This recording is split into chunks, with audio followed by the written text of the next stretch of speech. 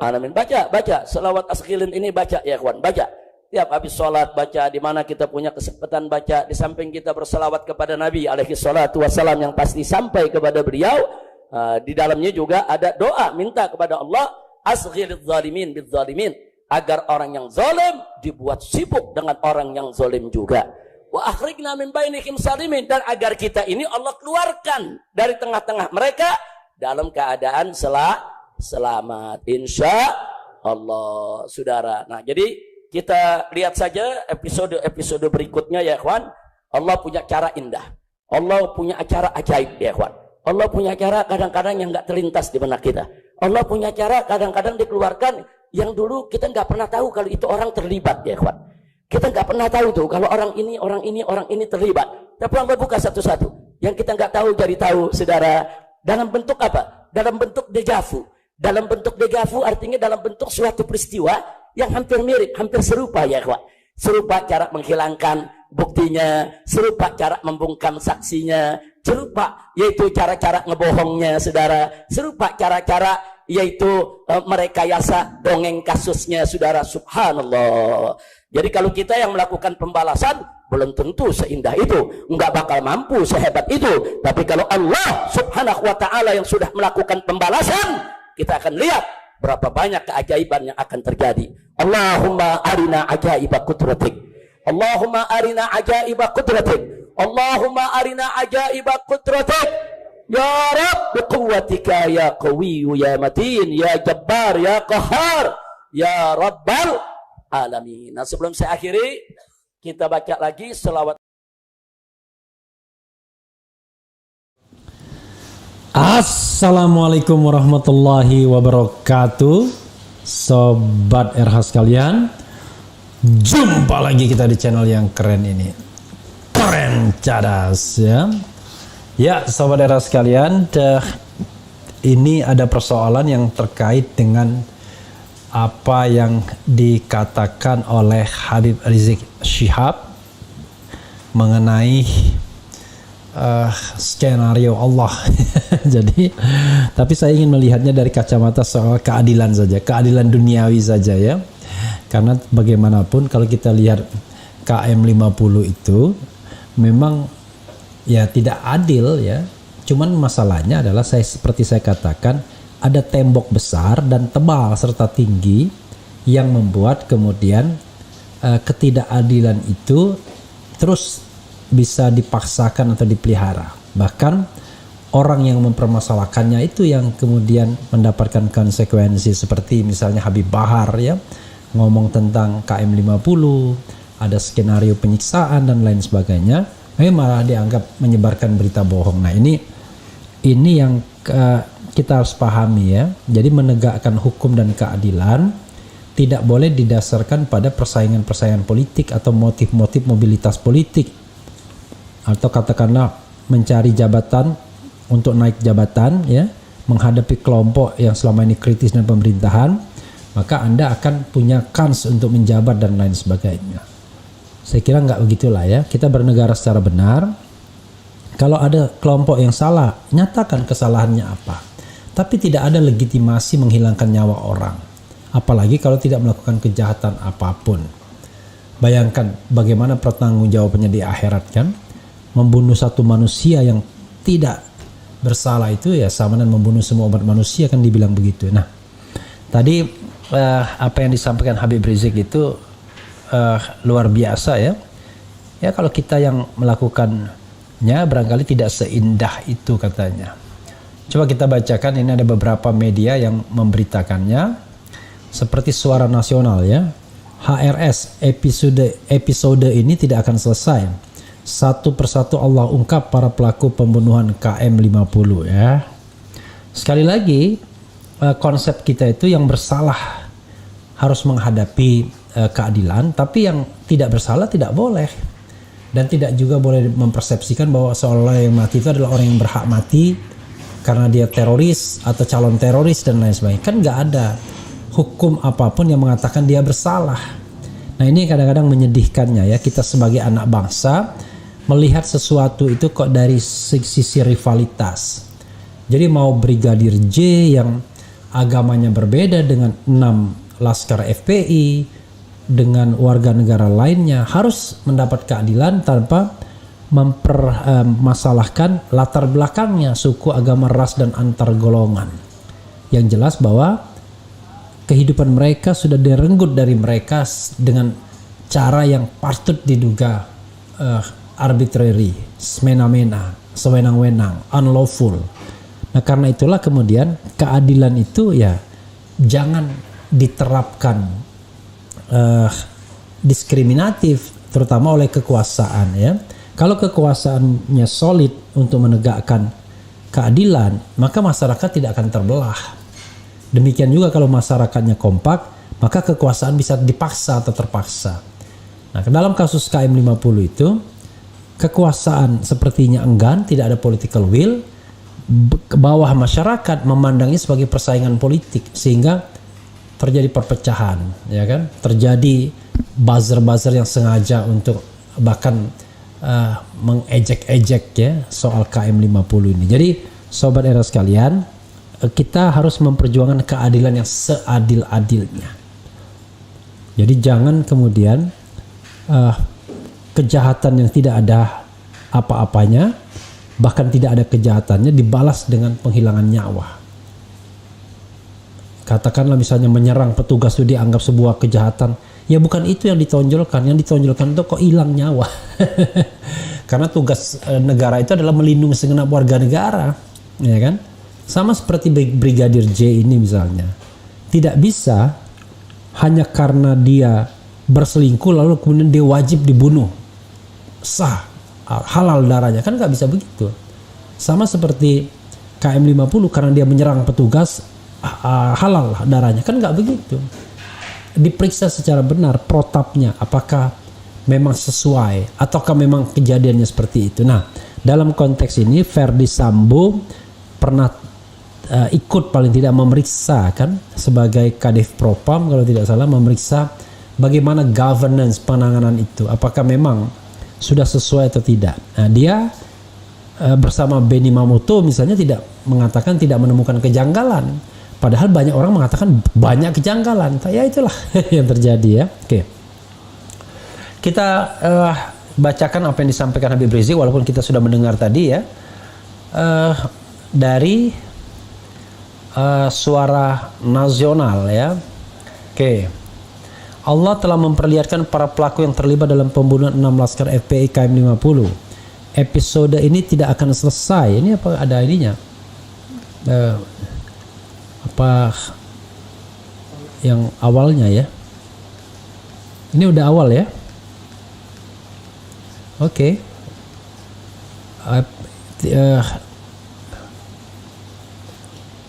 Episode ini tidak akan selesai, satu persatu Allah akan ungkapkan para pelaku pembunuhan KM 50, kata Habib Rizik Syihab dalam sebuah video dalam pengajian beberapa waktu lalu. Kata HRS, Allah sangat tidak suka orang berbuat zalim. Allah tidak diam kezaliman. Orang sudah dibunuh, difitnah, sementara yang dibunuh tidak bisa bela diri lagi, ungkap HRS. HRS meminta kepada umat Islam untuk terus berdoa kepada Allah. Sekarang saya anjurkan saudara banyak berdoa kepada Allah sambil saksikan keajaiban pembalasan Allah, dan jangan lupa terus bersyukur kepada Allah, kata papar HRS. Allah tunjukkan keajaiban kekuasaannya. Orang-orang zalim dibuka satu persatu. Allah berikan azab.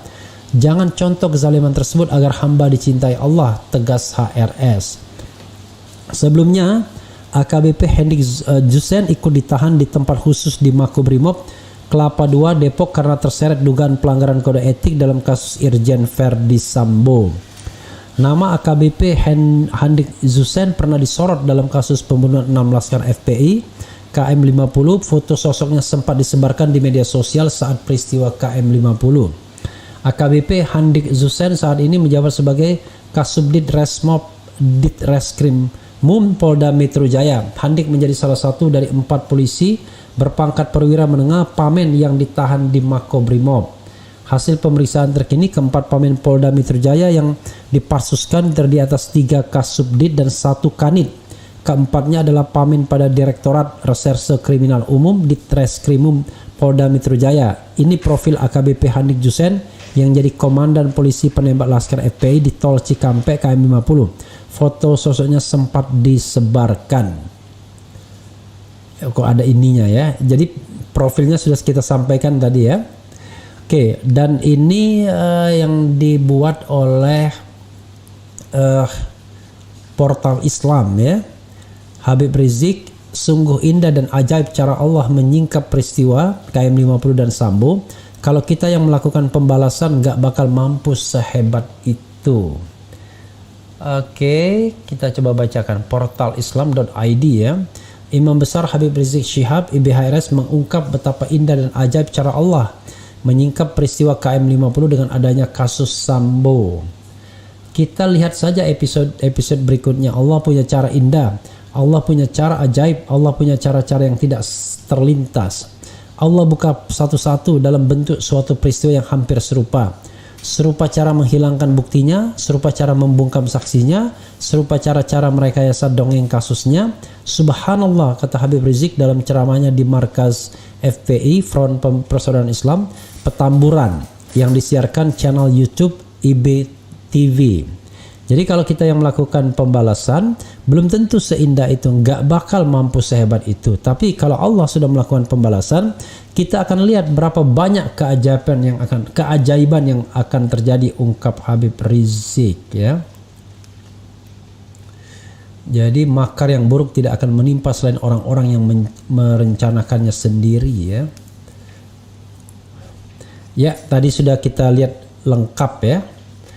Tapi begini sobat era sekalian, sekali lagi ya, ini kan pendekatan non yuridis ya, yang saya katakan pendekatan meta yuridis.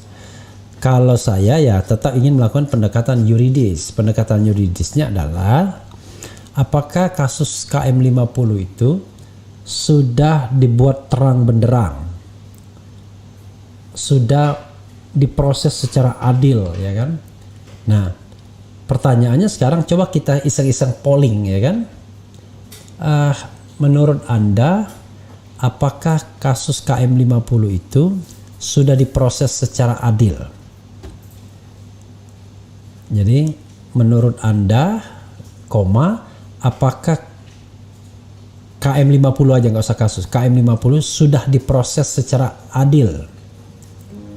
Tanda tanya. Kemudian jawabnya adil ya kan. Tidak ya kan, kemudian ragu-ragu. Jadi tidak dan belum itu disatukannya, belum garis miring tidak ya.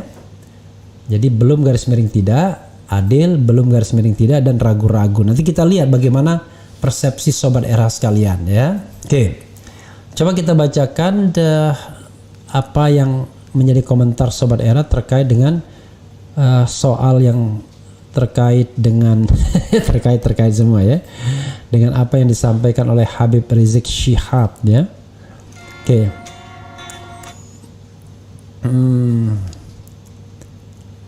Kemudian tapi sekali lagi ya, jangan memandang ini dari sisi agama ya, pandanglah dari sisi penegakan hukum. Jadi kalau kita memandangnya dari sisi agama, maka negara tidak akan mampu menegakkannya, karena yang terjadi adalah kelompok orang tertentu akan mengcapture kelompok orang lain. Jadi mereka akan saling sandra dan kekuasaan jadi bingung karena membenturkan kelompok masyarakat. Padahal sesungguhnya kan tidak demikian. Ini adalah problem yang terkait dengan penegakan hukum. Ada anak manusia yang mati, 6 laskar FPI sama seperti Brigadir J mati, tapi negara belum memberikan keadilan. Apakah negara sudah memberikan keadilan atau tidak? Nanti coba kita lihat di hasil pollingnya. Jadi biar ada dasar bagi kita kenapa kasus ini harus dibuka kembali, karena dianggap negara belum memberikan keadilan. Proses kemarin belum cukup, belum adequate ya. Kita tidak mengatakan proses kemarin adalah keliru dan salah, tapi belum cukup, belum adequate, belum cukup. Karena itu misalnya dibutuhkan yang namanya katakanlah penyidik independen, atau katakanlah proses penyidikan oleh Komnas HAM atau oleh tim independen bentukan presiden, agar kemudian tidak ada conflict of interest misalnya. Nah, yang seperti ini kan sebenarnya hal yang lumrah saja diminta oleh warga negara, tidak neko-neko. Dan siapa saja yang diberlakukan tidak adil dan belum mendapatkan keadilan, ya berhak atas tanggung jawab negara tersebut.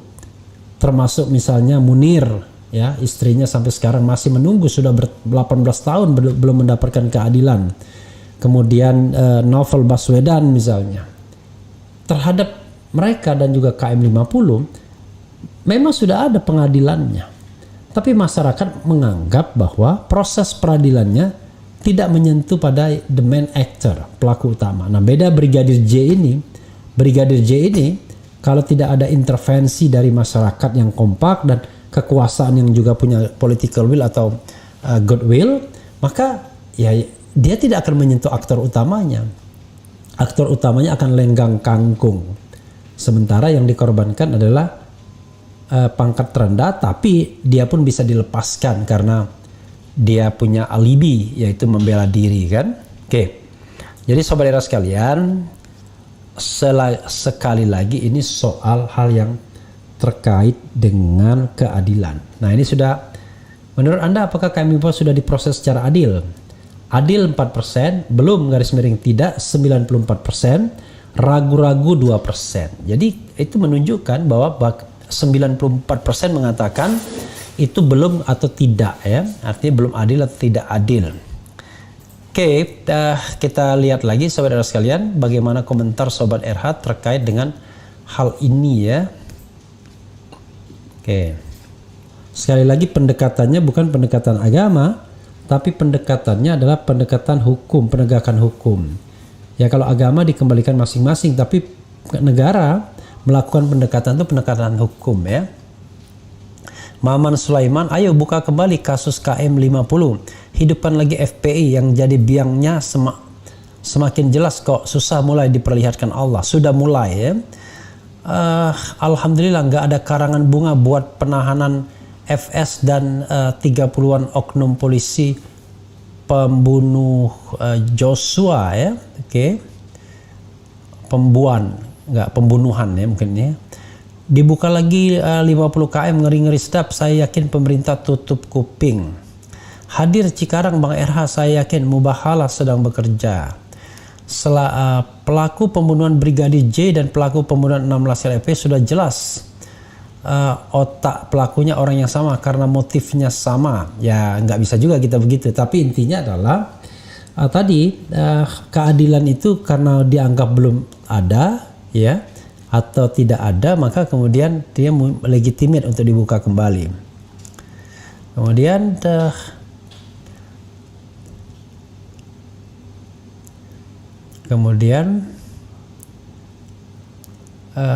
Menko Polhukam Profesor Doktor satu demi satu mulai menerima mubahalah.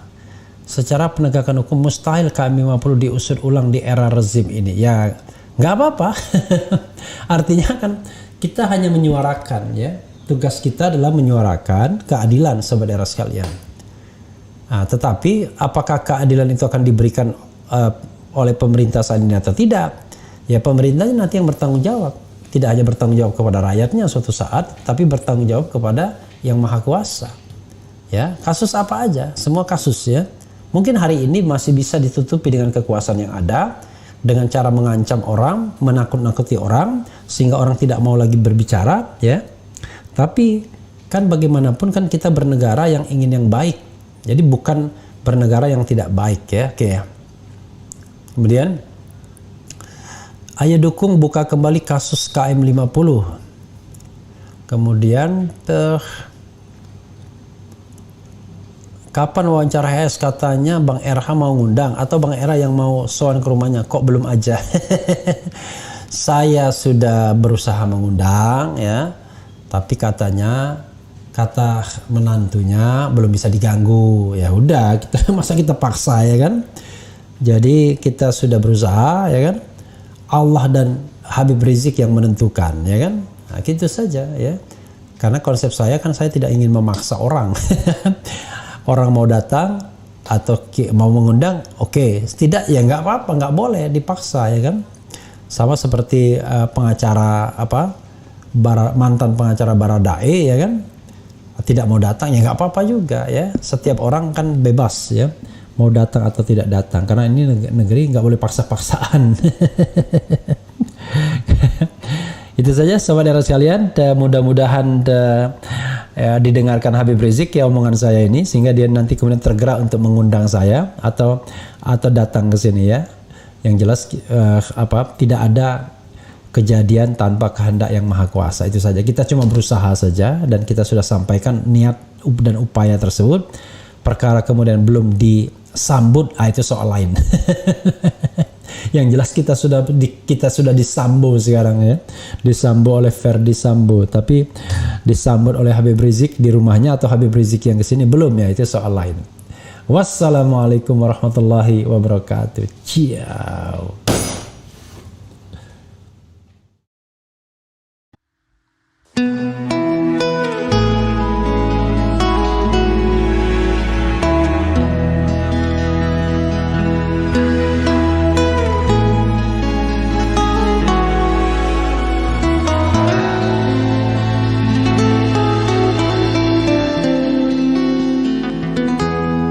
Ketika matahari hanya di atas kepala panas melelehkan, ketika keadilan akan ditegakkan di hari akhir zaman. Padang yang luas tak ada naungan, tapi engkau pemimpin adil.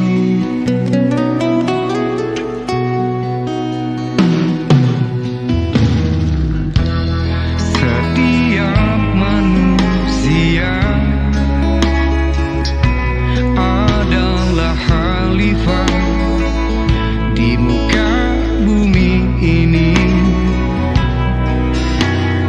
Engkau khalifah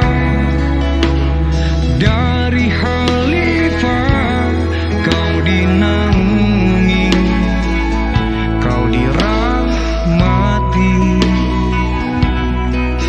tapi engkau khalifah dari khalifah, kau dinaungi, kau diselamatkan. Oh, dan